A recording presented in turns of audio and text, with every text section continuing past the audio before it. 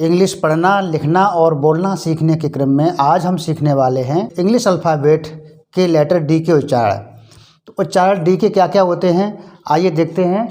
तो डी के उच्चारण यानी कि प्रोनाउंसिएशन या साउंड्स डा होता है या जा होता है या टा होता है।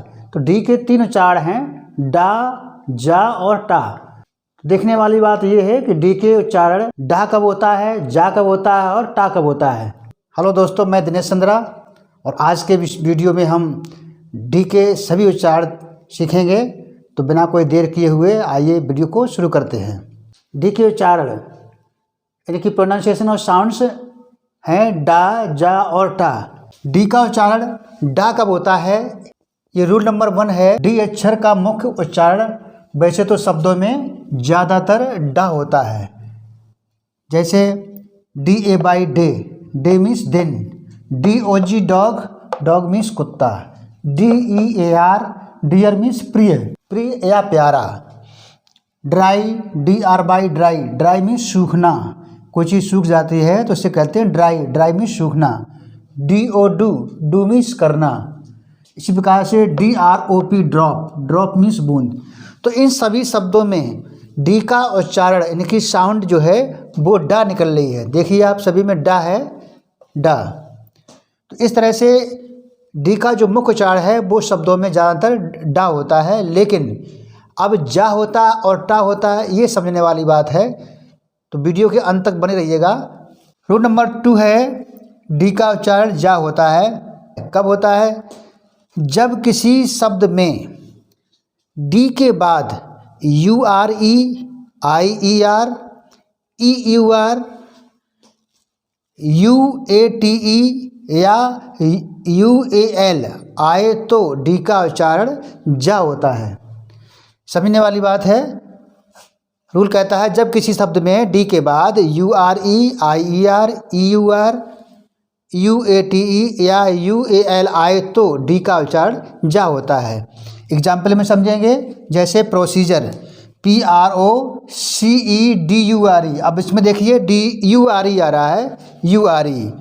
प्रोसीजर, इसको बोलेंगे प्रोसीजर। प्रोसीजर मीन्स प्रक्रिया, किसी काम को करने का तरीका, प्रक्रिया। प्रोसीजर मीन्स प्रक्रिया। इसी प्रकार से सोल्जर, यू आर ई के दूसरा एग्जाम्पल है perjure, P E R D U R E, इसको बोलते हैं परजर। परजर मीन्स स्थाई।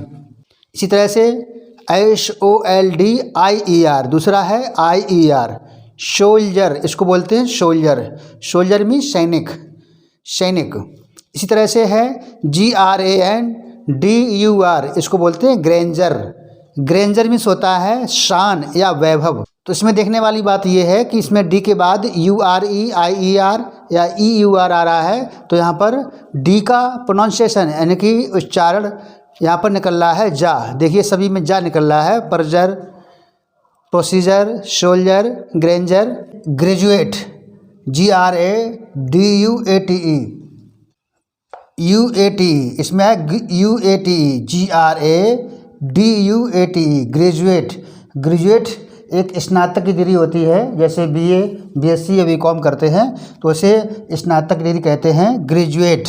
तो देखिए यहाँ पर यू ए टी, इसको जा बोलेंगे, ग्रेजुएट, ग्रेजुएट, ग्रेजुएट मीन्स स्नातक। इसी तरह से है gradual, G R A D U A L, gradual. Gradual means धीरे से, ग्रेजुअल मीन्स धीरे से। इसी प्रकार से है individual, I N D I V I D U A L, इसमें भी देखें यू ए एल है, U A L. Individual, individual means होता है एकाकी, एकाकी मीन्स अकेला। इस तरह से देखिए जब डी के बाद U R E, I E R, E U R या U A T E, U A L आता है तो डी का उच्चारण जा निकलता है। डी का अगला रूल है, डी का उच्चारण टा होता है। तो रूल नंबर 3 है, डी का उच्चारण टा होता है। कब होता है? जब किसी शब्द का उच्चारण, जब किसी शब्द का उच्चारण करने पर शब्द के अंत में, शब्द के अंत में पा, का, सा एवं जा की धुन निकले। शब्द के अंत में पा, का, सा एवं जा की ध्वनि निकले तो उस शब्द में डी या ईडी जोड़ने पर, अर्थात उसकी सेकेंड फॉर्म या थर्ड फॉर्म बनाने पर डी या ईडी जोड़ने पर उसका उच्चारण टा निकलता है। आइए समझते हैं। जैसे एग्जाम्पल है सेप, SHAPE सेप। सेप मीन्स होता है आकार, SHAPE सेप मीन्स आकार होता है। जब इसमें हम डी ऐड कर देंगे SHAPED तो इसको बोलेंगे हम शेप्ड। डा नहीं बोलना है, इसको डी को डा नहीं बोलना है, टा बोलना है। शेप्ड, शेप मीन्स आकार दिया। इसी तरह से होता है कुक। कुक मीन्स होता है खाना पकाना। कुक मीन्स खाना पकाना। जब हम इसमें ईडी लगा देंगे तो हो जाएगा कुक्ड।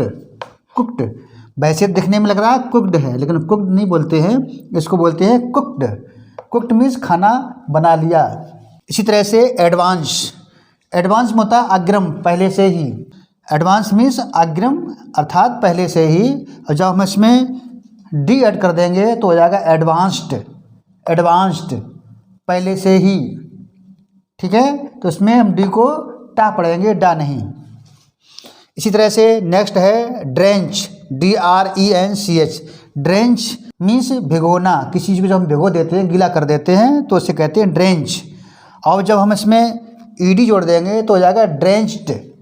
टा बोलेंगे ड्रेंच्ड, डा नहीं बोलना है। ड्रेंच्ड मीन्स भिगो दिया। अर्थात इन सभी शब्दों के अंत में, इसमें देखो पा निकल रहा है, इसमें का निकल रहा है, इसमें सा निकल रहा है, इसमें चा निकल रहा है।